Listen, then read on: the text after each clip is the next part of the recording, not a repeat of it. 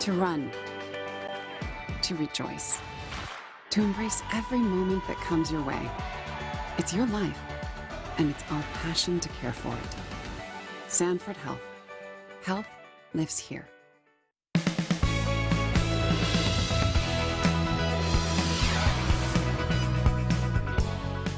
Temps are on the rise, and that means problems are popping up with air conditioners. So look at what you can do ahead of the heat wave.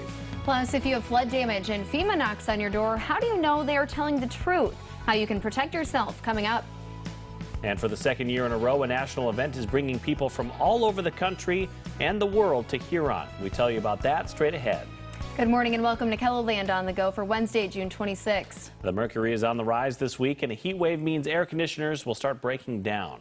People are already being proactive and getting their AC units cleaned before 90-degree weather hits.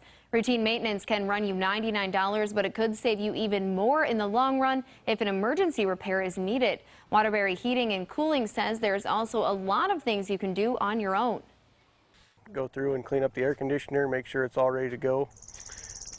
Probably the most important thing you can do are check your filter and make sure your coil is clean outside.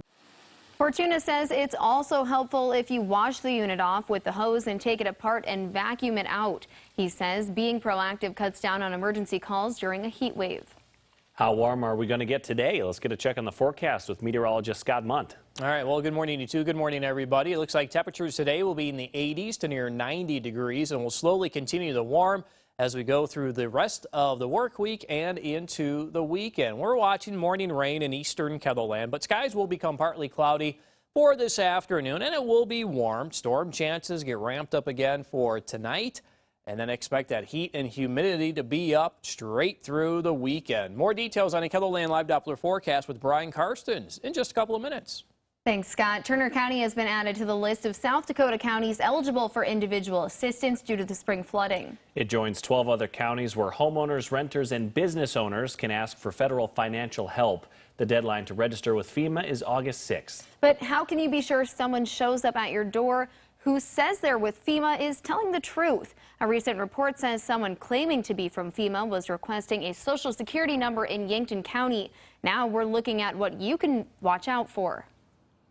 Unfortunately, in times of disaster, it can bring out the best in humanity, and sometimes it can bring about the worst, which means the criminal element could come into play. And so if someone comes to a home or calls someone and says he or she is representing FEMA in person, they should always show up with a FEMA identification badge. To be eligible for disaster assistance, you have to register with FEMA. That can happen online, over the phone, with a FEMA app, or at a disaster recovery center.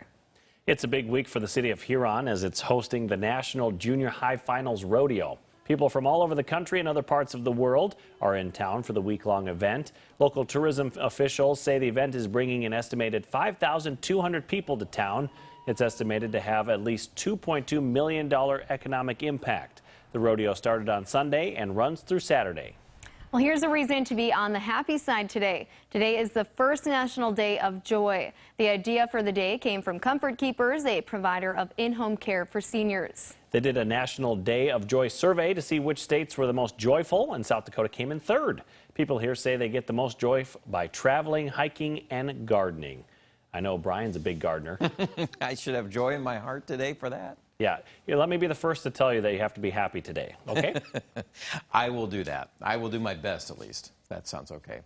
All right, let's take a look at this forecast. Well, you know what? If you love summer heat and just good old-fashioned lemonade and iced tea, hey, this is a great day. We've got a little bit of severe weather. That's probably not bringing joy, but you know what? That kind of goes with the time of the year. This is just an event here where there will be some storms around tonight. Now, let's have a look at this on Future Scan. And what we see here is the morning rain departing, and then we're going to warm up. Of course, mid and upper 80s, pretty common this afternoon.